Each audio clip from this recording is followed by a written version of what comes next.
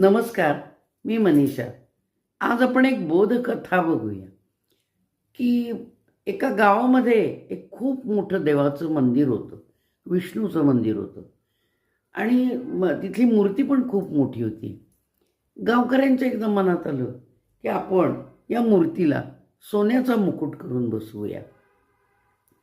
आणि त्यांनी ती म्हणजे त्या प्रक्रियेला दान लोकांच्याकडून घेऊया आणि आपण इथं या मूर्तीला सोन्याचा मुकुट बसवूया. तर त्या गावामध्ये असे श्रीमंत लोक होते, त्यांच्याकडनं ते दान मागत चालले. त्याच गावामध्ये एक भिकू शेठ नावाचे पण खूप मोठी धनाढ्य व्यक्ती होती आणि ते पण देवळात आलेले होते. आणि देवळात लोकांनी सांगितलं, भिकू शेठ, आम्ही देवाला सोन्याचा मुकुट या मूर्तीला करावा म्हणतो. तर आपल्यालाही काय, आपल्याकडून आम्हाला दानाची अपेक्षा आहे, तर आपण काहीतरी द्या देवाचा मुकुट करायला. त्याच्यावर भिकू शेठ म्हणाले, अरे मला असं वाटतं की देवाच्या डोक्यावर मुकुट करण्यापेक्षा चांदीचे पायच आपण करूया. लोकांना काही समजेना. लोक म्हणाले, अहो मूर्तीला मुकुट करतात, चांदीचे पाय कुठं करतात? तर म्हणे नाही, माझा विचार असाच आहे की मूर्तीला चांदीचे पाय करूया आपण.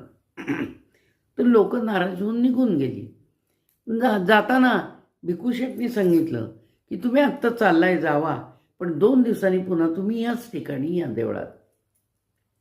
तर 2 दिवसांनी लोक पुन्हा आले आणि म्हणाले, भिकू शेठ म्हणाले ते मी इथं येणार आहे, तुम्ही इथं या परत.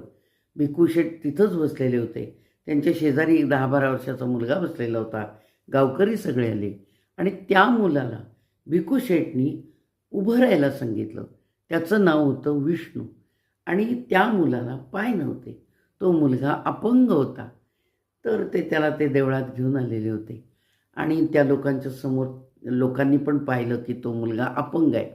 ती भिकू शेठने आपल्या कर्मचाऱ्याला सांगितलं की त्या पेटीतून ते कृत्रिम पाय आहेत ना, ते त्याला घेऊन या आणि देवासमोर त्याला हे पाय बसवा. त्या कर्मचाऱ्यांनी त्याला ते पाय बसवले.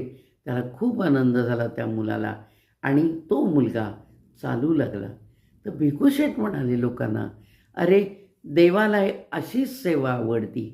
देवाला स्वतःला सोन्याचा मुकुट घालण्यापेक्षा ज्याला गरज आहे त्याची सेवा केलेली देवाला खूप आवडती. म्हणून मी हा निर्णय घेतला आणि या मुलाला अपंग राहू नये म्हणून प्रयत्न केले आणि त्याला हे आपण पाय बसवले. गावकऱ्यांनाही खूप आनंद झाला आणि गावकरी म्हणाले, खरंच आहे की जिथं गरज आहे तिथंच आपली सेवा रुजू केली पाहिजे, तीच देवाची सेवा. धन्यवाद. माझा व्हिडिओ आवडला